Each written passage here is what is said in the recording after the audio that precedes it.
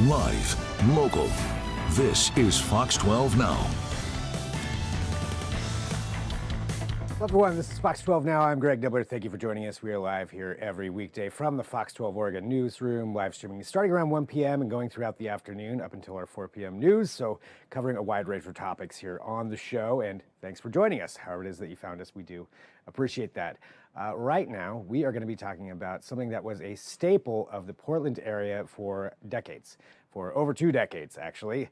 And we're talking about the Organ Grinder restaurant. If you were around Portland in the 70s, 80s, 90s, you probably know what we're talking about and probably have some kind of memory about it, whether that's fond or you just remember going there and it was weird, or you remember the loud organ music, whatever it may be, or you just went there and had some pizza. The Organ Grinder was a staple, and it is so interesting and such an interesting point for this area and beyond that there's a documentary being made about it. And that is what we're going to be talking about right now. Joining us, we have Bob Richardson, who is behind the documentary that is going to be about it, and Pipe Dreams and Pizza Crusts, I believe, if I have that correctly.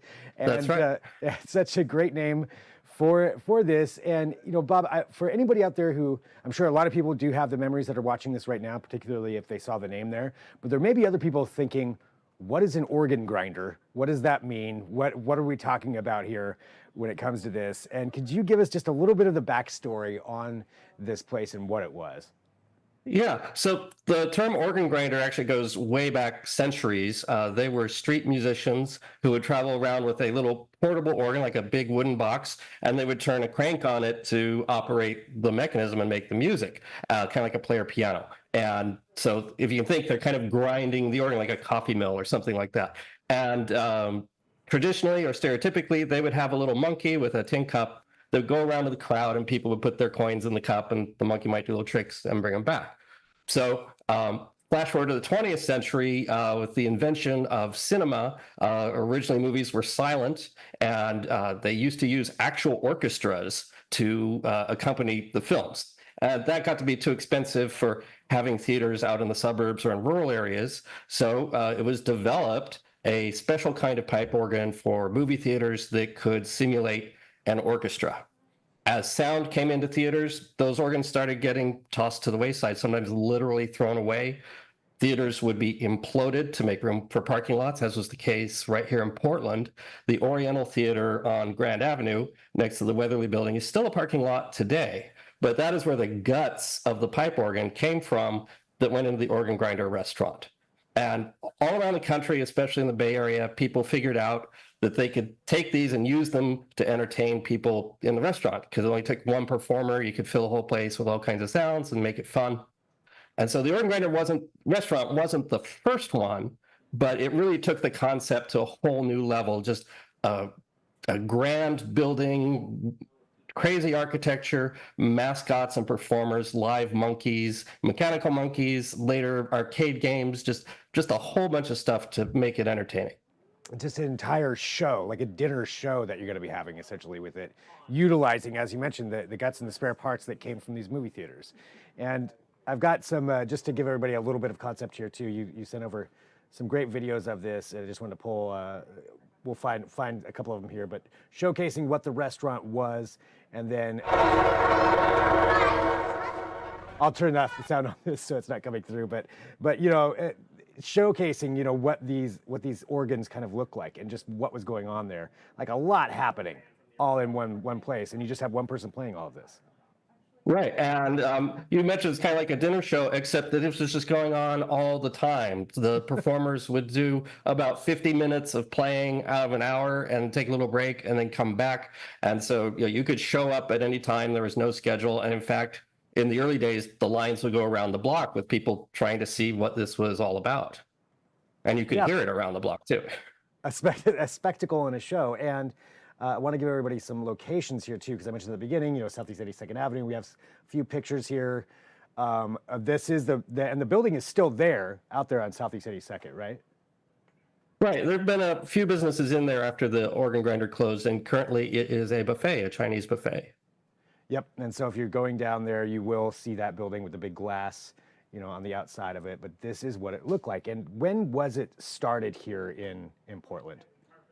It opened in the fall of 1973, and of course, it took them a while to build it. There were multiple owners involved, and the building was notably designed by architect Will Martin, who designed Pioneer Courthouse Square, which we're all familiar with today. He did a lot of modern architecture around town. Wow, that's an interesting tidbit right there. Just that that's the same designer who brought that in. And so it started in 1973 and it went all the way into the 90s. What year did it close? It closed in February of 1996. Okay, and what was the reason that it closed then? Well, it was mainly just a lack of business over the years, and their lease was up, and they had to decide, do they reinvest in this building, which by that time needed parking lot resurface, needed a new roof, modernizing the kitchen equipment. There are all kinds of things to do, but it wasn't their land that they were sitting on. So they had a really stark choice, find an angel investor to come in when the business really didn't justify that level of investment, or call it a day. And unfortunately, the organ got parted out and auctioned off, and it was pretty traumatizing for all the people involved. Yeah, and for a lot of people too who have memories of, I know some people here, even in the office, when I talked about that we were going to be having you on, talking about having their birthday party at the organ grinder, or going there for family dinners, going there for pizza. So it certainly made a lot of memories for a lot of people. For you, what is it about the organ grinder and the story of that made you want to go out and make a documentary about it? Well, I was first introduced to the organ grinder. I'm 55 years old now. I was introduced when I was 4 years old. The first year it opened, my parents took me there.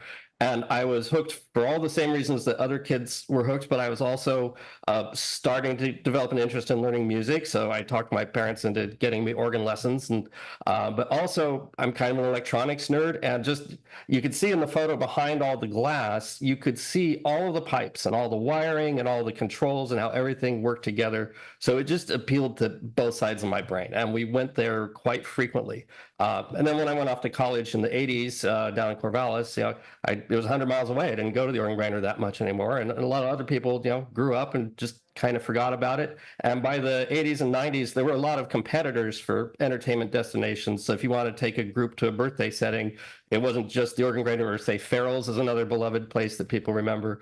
There were Chuck E. Cheese and other establishments, or the places with the go-karts and many video arcades. So the market got saturated with entertainment destinations.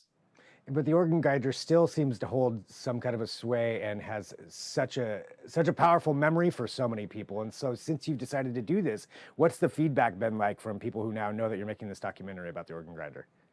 Yeah, well, I just put the word out on Facebook, and then just organically over time got over 400 people in the group. Not just locally, there was an organ grinder in Denver, and it had influence on people who did projects all over the world. And so people have been helping me and sending me materials. I've received dozens of hours of people's home videos that I've digitized, including from the very final night when the restaurant closed. I've got photos and documents. I've got a 16 millimeter film reel here that the organ grinder made back in the 1970s as a pitch to investors. And a local guy had a restored version of that I was using for a while, but this was the master that got found out in a cabin where one of the organ grinder employees lives now, retired, on the Sandy River in the foothills of Mount Hood. And it turns out to be the master. And there's a professional film restorer in Australia who's an organ grinder fan, and he restored it for us for free. He restored all the color to it. It faded completely to purple, and you can see bits of it in the trailer. It's really amazing to have. Wow. And, all the way from there, sending this in, and so many different people from around the world having memories of this and being influenced by it. So far, where are you at on the documentary, and what do you need to do to get it fully completed? Yeah. Well, I've interviewed about 80% of what I would say are the principal subjects, the founders, the builders, the key staff, and performers that are in a day's drive of the Portland metro area. And I still also am going to set up to do all the fans and patrons and have them come through and tell their quick stories. But this story is all over the world now. There is a co-founder who is still alive and still working in his 80s, has a business in Hawaii. There was the Denver organ grinder, and there's performers there.